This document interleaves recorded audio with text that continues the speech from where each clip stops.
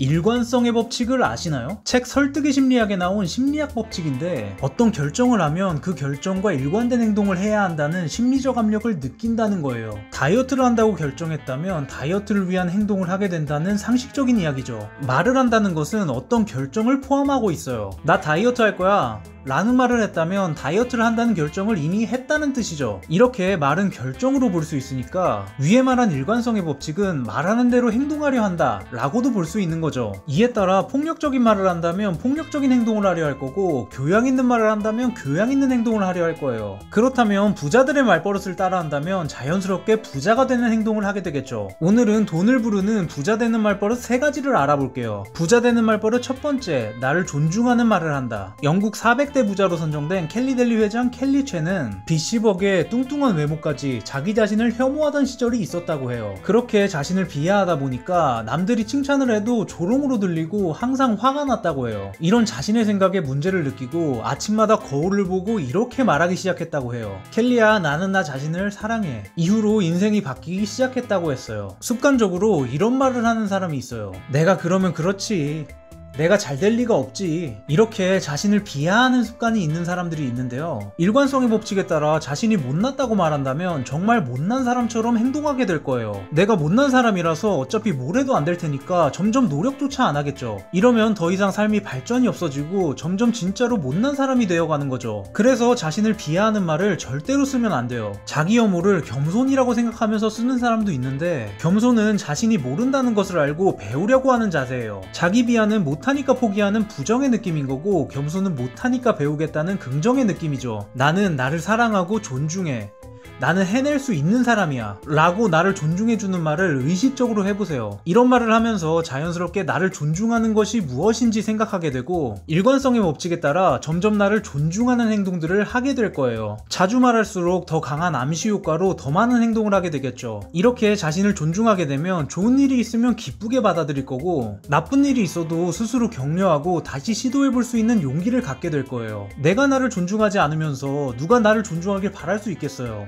수시로 나를 존중해주는 말을 해보세요. 부자 되는 말버릇 두 번째, 긍정적인 방향으로 말한다. 말센스로 수많은 기업의 매출 상승 컨설팅을 하고 있는 김주하 대표는 말 습관에 대해 이런 말을 했어요. 내가 하고 있는 말대로 인생이 풀립니다.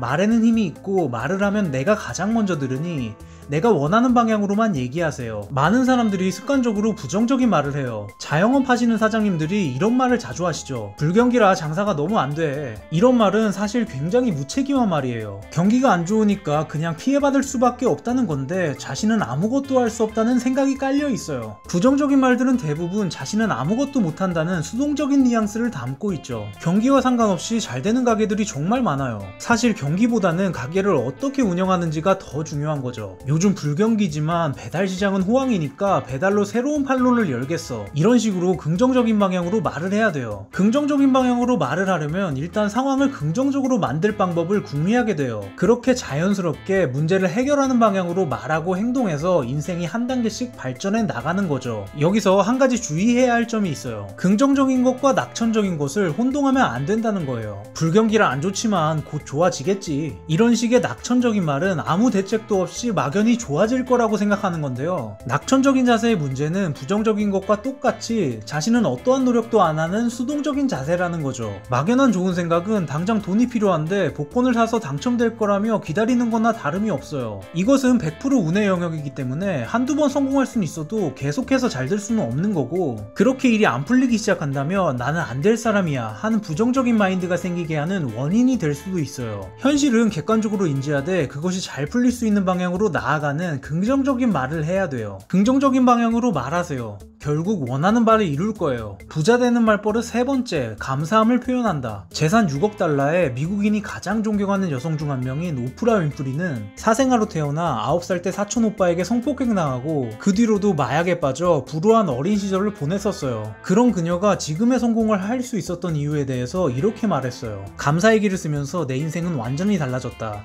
나는 비로소 인생에서 소중한 것이 무엇인지, 삶의 초점을 어디에 맞춰야 하는지 알게 되었다. 항상 감사함을 표현하려고 하다 보면 당연하게 여겼던 것들에 대한 감사함을 새삼 깨닫게 되죠. 물과 공기가 너무 당연해서 감사함을 잘 못 느끼지만 삶의 가장 중요한 것들이에요. 감사함을 표현하다 보면 이런 당연한 것들에 대한 중요성을 다시 깨닫는 거죠. 내 인생에 진짜 중요한 것이 무엇인지 알게 되는 거죠. 이런 사람들이 있어요. 식당에 가서 종업원에게 감사하다고 하면 우리가 다 돈 내고 받는 건데 뭐가 감사해. 이렇게 일상에 감사할 줄 모르는 사람은 정작 진짜 중요한 게 뭔지 모르고 엉뚱한 것만 쫓는 삶을 살게 될 거예요. 그러다 큰 실패를 겪으면서 당연해서 무시했던 정말 소중한 것들을 잃게 되면 이제서야 진짜 중요한 게 뭔지 알겠다고 후회하는 거죠. 평소에 감사하기를 한다면 이런 시행착오를 겪지 않을 수 있어요. 감사하기로 인생에 정말 중요한 것을 깨닫고 성공적인 인생을 살아보세요. 사람들은 말을 할 때 상대방은 고려하면서 정작 말을 가장 많이 듣는 자기 자신을 잘 고려하지 않는 것 같아요.